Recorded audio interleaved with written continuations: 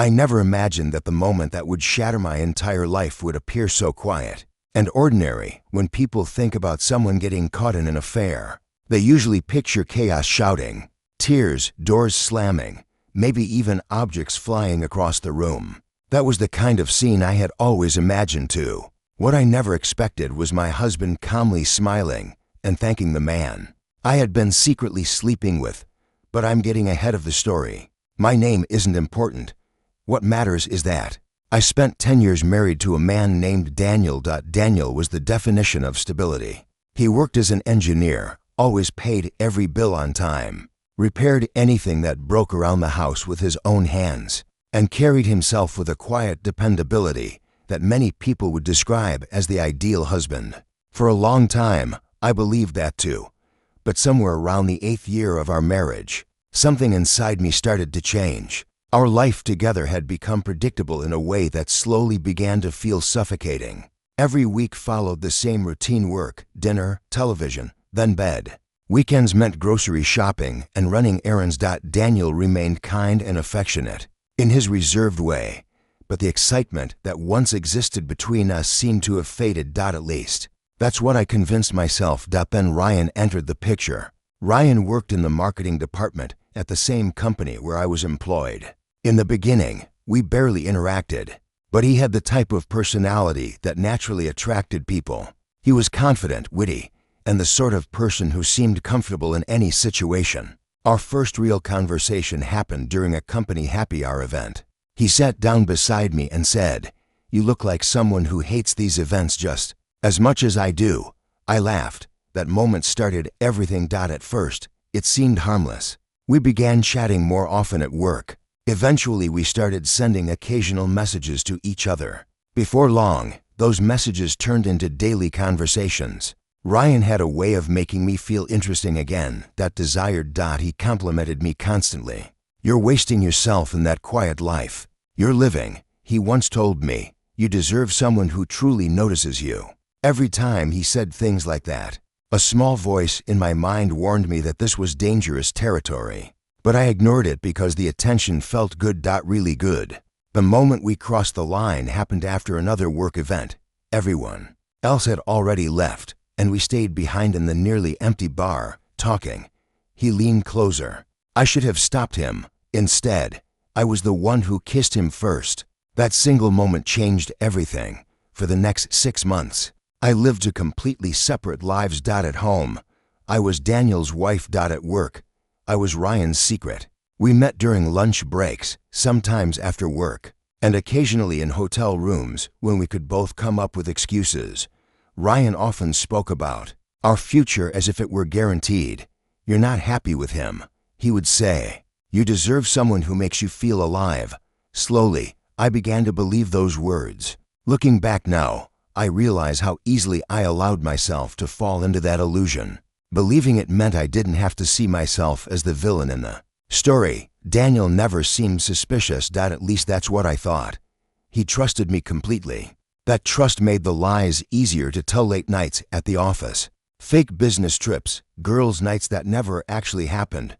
The lies kept piling up, but I kept convincing myself it was temporary. Eventually, I would leave Daniel and begin a new life with Ryan. At least, that was what Ryan kept telling me. Then one evening, something changed. Daniel came home earlier than usual.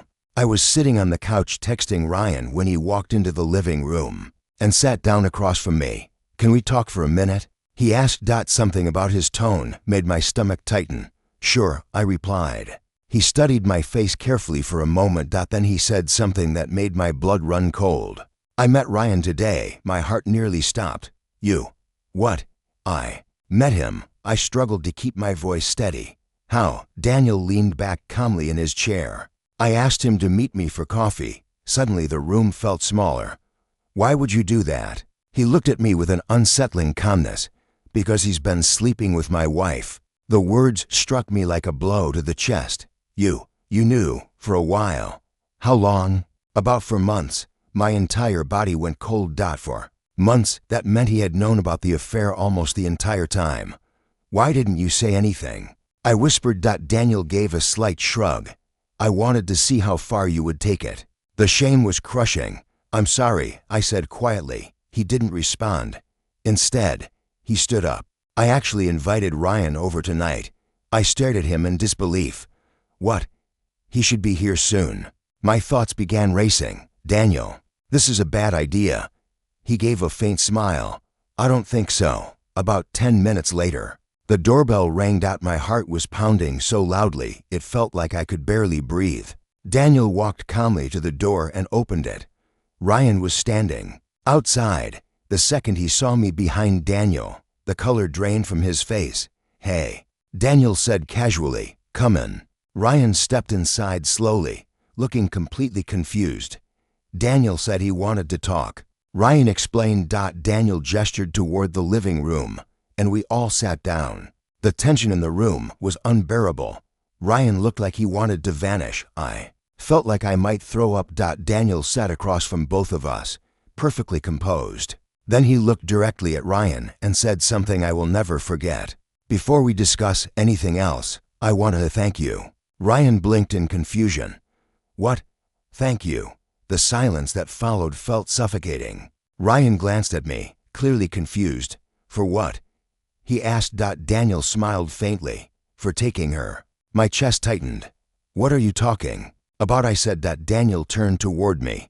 "You spent 6 months lying to me, sneaking around, acting like our marriage meant nothing." He gestured toward Ryan. "And honestly, if someone like him is who you'd rather have, then he did me a favor." Ryan shifted uncomfortably. "Look, man, I didn't mean to." Daniel raised his hand. "I'm not angry with you." Then he looked straight at Ryan. "You simply showed me who my wife truly is." Those words hurt far more than yelling ever could have. Ryan didn't know what to say. Neither did I. Daniel stood up. "I've already filed the divorce papers." My heart dropped. "Daniel," but he shook his head. "You made your decision months ago." Then he turned back to Ryan. "So honestly, thank you." The calmness in his voice made everything feel even worse. There was no anger in it, only finality. Ryan stood up awkwardly. "I think I should leave." Daniel nodded. "That's probably best." Ryan walked out without even looking at me. When the door closed behind him, the house felt painfully empty. Daniel started walking toward the hallway. "Daniel, please," I said. He stopped but didn't turn around. "I made a mistake." He let out a quiet sigh. "No." Then he turned and looked at me one last time. "You made a choice." And in that moment, I realized something devastating. Ryan had only been an escape, but Daniel had been my entire life, and I had just thrown it away.